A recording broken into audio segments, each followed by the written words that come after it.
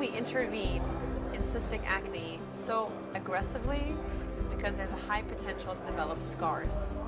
So that's the reason I think of myself as a very conservative physician, but when it comes to cystic acne, I bring out big guns because I don't want to have scarring.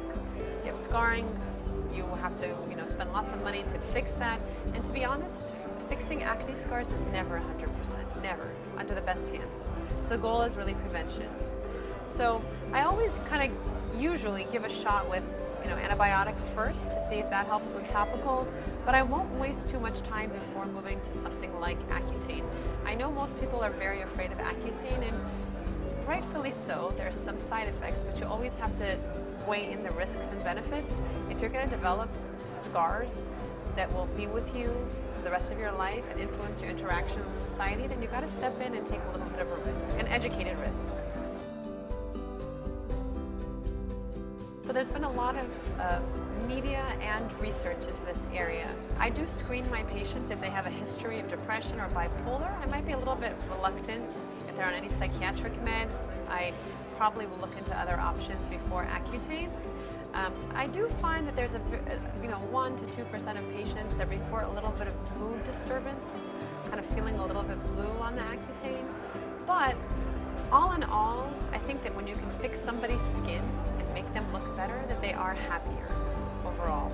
I think the mood disturbance is real. I believe that. I think if you screen carefully and avoid using this medication, people with a history of psychiatric or psychological issues, then you won't really run into trouble in that sense. Part of it is the doctor has to ask you a few questions. So for example, I ask, do you have any history of mood disturbance or psychiatric illnesses? There has been some association with inflammatory bowel disease or IBD. There was a consensus statement by the AAD, the American Academy of Dermatology, looking at a large cohort of patients, saying that there was really no correlation. Even with that, I like to be very careful. I told you I'm very conservative. So I'll ask, do you have any history of colitis in the family? Any history of bloody bowel movements? If they have anything to do with that, I will kind of avoid that area.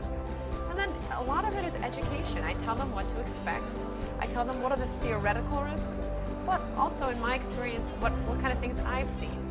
So for example, there's a theoretical risk of having your liver enzymes elevate, your cholesterol elevate. Seeing the cholesterol, particularly the triglycerides, go up, I've seen that. But the liver enzymes, although it's a theoretical risk, I've never seen it. Not to say that it can't happen, but it's just not as common. So you have to kind of take the research and what we know and your own experience and kind of educate the patient. That's really, really important. Because most of the time they're scared of taking this. It's actually like either polar opposites. They come in and they're like, I want Accutane. Or they come in, they don't know what to expect. You put this on the table and they know somebody who was on Accutane who was dry or miserable. So you kind of have to clear up those misconceptions.